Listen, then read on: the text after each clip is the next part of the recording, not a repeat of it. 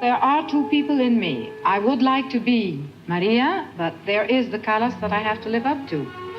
So I'm coping with both as much as I can.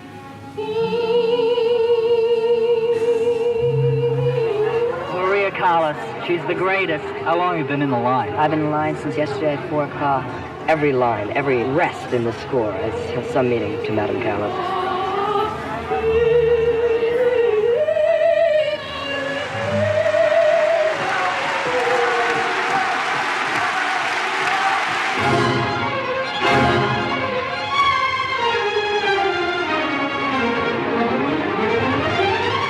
Who has to win, Maria or Callas?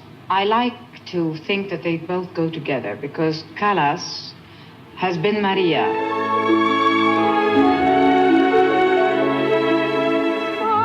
Écoutez, vous êtes une femme heureuse. Ça c'est vrai, il faut que je le pense plus souvent.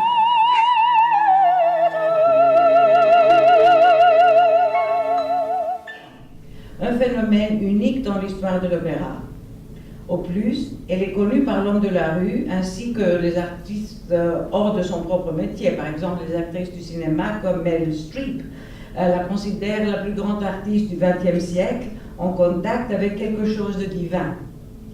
La mezzo-soprano grecque Kiki Morphoniou était jeune chanteuse débutante.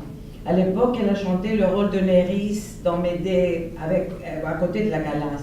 Elle a aimé profondément. Elle pense qu'il y a une dimension métaphysique dans cette omniprésence éternelle presque de Maria dans le monde de l'opéra, qu'elle a transformé l'opéra, un art que jusqu'alors était vocalement sublime, mais souvent dramatiquement ridicule. Elle a transformé ça en théâtre crédible et convaincant. Un art qui, grâce à cette révolution, a pu survivre et fleurir à notre époque, avec nos critères élaborés par le cinéma, la télé, maintenant le digital, etc. Donc, en termes opératiques, on n'exagère pas si on parle de l'époque BC et AC, c'est-à-dire avant et après la Callas. Ah, ça, je voudrais que vous remarquiez, par exemple, dans cette scène, si on l'imagine sans son musical, ça peut passer comme une performance de théâtre. Life should always be put into music because it is a drama. Or it is a comedy. These are live people, or supposedly. So we can't go away from life. Cette performance, c'est sa dernière performance opératique. C'était à Covent Garden, à Londres, en 1964. C'est Tosca de Puccini à côté de Tito Bobbi. Et c'est le second acte quand, vous connaissez l'histoire de Tosca, je ne peux pas vous raconter, mais c'est la scène où Scarpia, le directeur de police secrète, veut la séduire pour donner la vie à son amant condamné.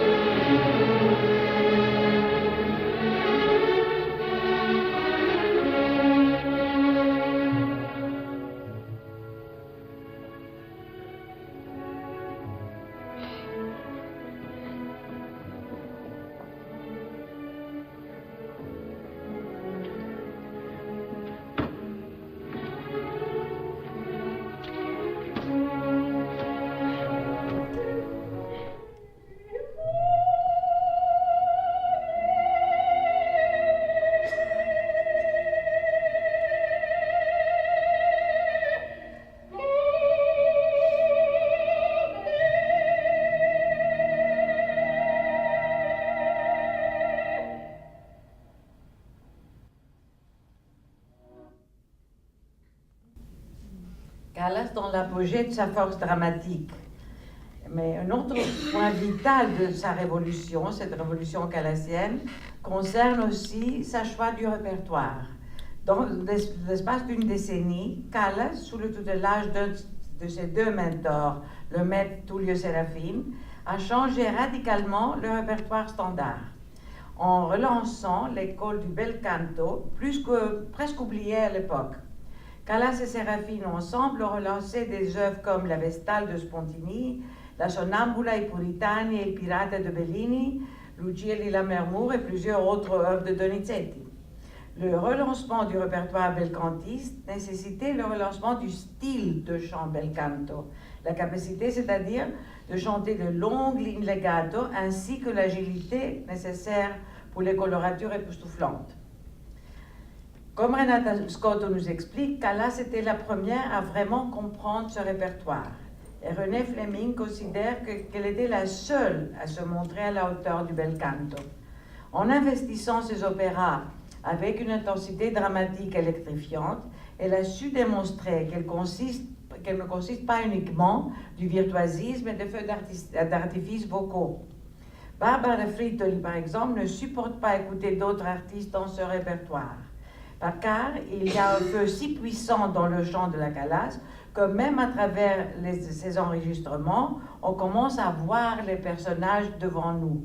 Maintenant, on l'entend dans Lucia di Lammermoor, la scène de la folie, la plus fameuse dans cet opéra, et c'est un enregistrement des années 50. Alors, vocalement, c'est Callas au summum de ses capacités. Parce que ce qu'on a vu après, c'était le summum de ses capacités dramatiques, mais la voix n'était pas, disons, dans son 100% de perfection. Ça arrive, vous savez, dans toutes les chanteurs et chanteuses. Elles sont dans leur meilleur moment, juste avant de devenir, très très fameux. Après le sommet, par exemple, de leur célébrité, la voix commence à être, très bonne, mais pas aussi bonne que juste avant. Il y a une fraîcheur juste avant de devenir au sommet qui est unique. Et maintenant, on va la voir, cet enregistrement de Lucia, et je crois de 1955 en Florence.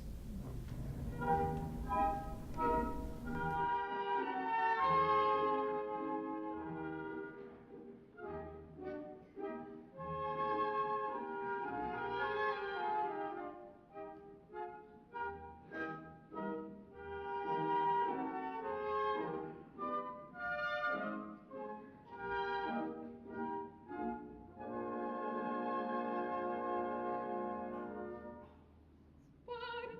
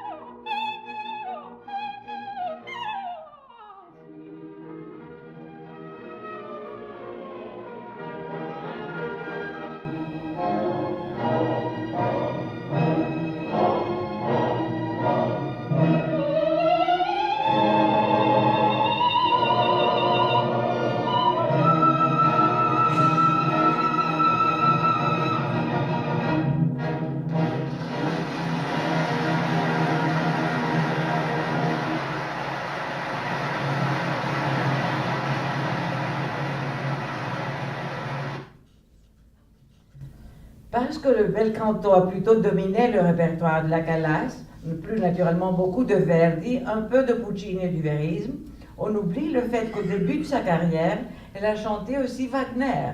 Et très bien, malgré que c'était en italien.